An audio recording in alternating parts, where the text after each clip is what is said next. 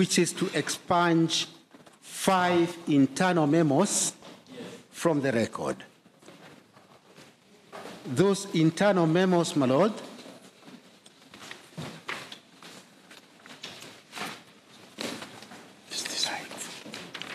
yes, there are 5 internal memos which we have applied to be expunged from the record.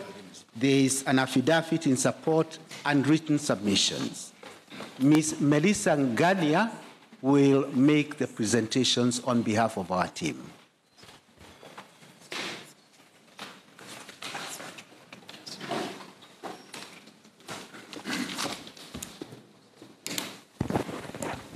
My ladies, my lords, the application before you is seeking to strike out and expunge the memos as pleaded in Part 1 of the application before you. The basis of seeking this request is that the memos were unlawfully and illegally obtained by the petitioners. My ladies, my lords, Section 27 of the IEBC Act provides for management of information. At clause 3, at clause 27.2, it provides for how information should be obtained from the Commission. It says a request shall be addressed to the Secretary or such other person. My ladies, my lords, in the memos that have been annexed in the petition before you, we see no such request to the Commission. The markings on the memos are clearly identified as internal memos. Without such request, a conclusion can be made as provided under Section 27 that such request was never made and therefore they are unlawful. My ladies, my lords, we would pray that they be expunged and not used in these proceedings. The use of them brings into jeopardy, first, the independence of the Commission to conduct its business. Article 80 of the Constitution provides for the independence, 88 of the Constitution provides for the independence of the Commission to dispense its business in providing a fair, credible elections. It is the song that has been pleaded in this petition. If that boundary is not drawn, then it will open the Commission to interference by parties who are actually players in an election. Furthermore, my ladies, my lords, the third respondent is a party herein. Using of this information is to the detriment of our clients. Article 50 provides for the right of fair hearing. This is information that is not in the public domain, but it has been come and challenge the election of our clients. We therefore pray that it be expunged from the record.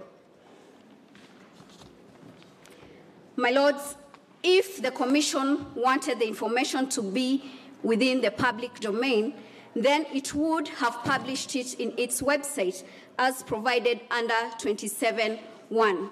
The failure to provide that, it therefore means that it is not a public document, and that is why the right to information provided for under the Constitution is being provided for under 27(3). The Commission put that in mind, that people need to access information, and that is why we have Section 27(3), which says request for the information that you want to use.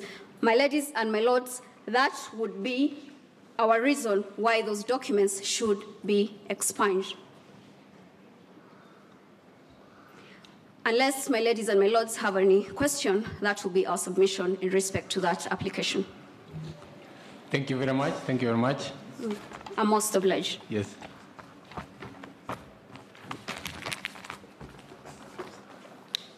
Mr. Ngatia, do you want to argue the other one so that Ms. Soweto can answer both of them together? Yes. Yes.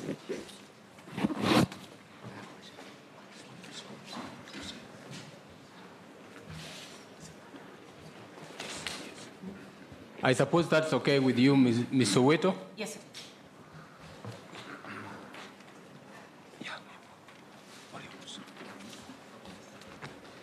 The second application, my lords, by the third respondent is seeking to strike out certain documents that were part of the petition.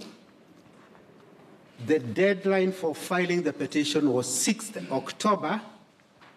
Those documents were part of that petition, but they were filed on 7th November, one day after the constitutional timeline. The fact that they were part of the petition is beyond argument. They are annexures, volumes, part of the document. I go volume 1 is part of an affidavit that was sworn by the first petitioner. The same is true for the second one and the next one and the third one. All these documents, my lords, were part of the petition. They were filed out of the 7 days. My lords, I do not need to overemphasize the fact that Article 140, Sub-Article 1, provides that a petition must be filed within 7 days. It is beyond argument the 7 days were to expire midnight on the 6th of October. So we do not have problems with calendar days. What the problem is, my lords, is the late filing of these documents which are part and parcel of the petition.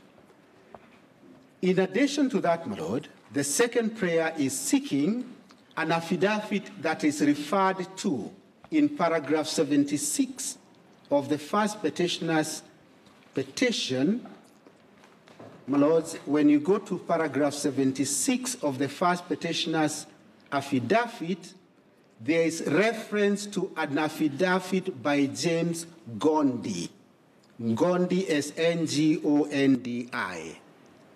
That affidavit, even today, has never been filed or served. So that affidavit, my lord, we still retain it in that affidavit.